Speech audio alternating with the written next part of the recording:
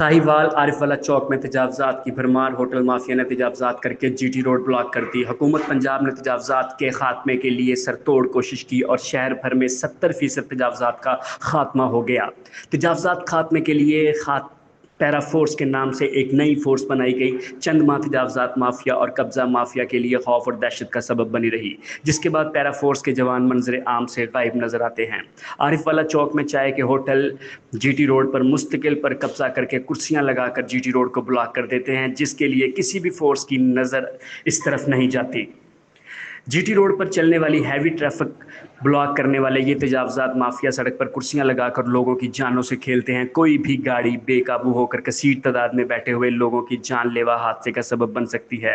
शहरियों ने GT road पार्कों को कब्जा माफियों से वागुजार करवाने के लिए कमिश्नर साहिवाल और डिप्टी कमिश्नर साहिवाल से अपील की है।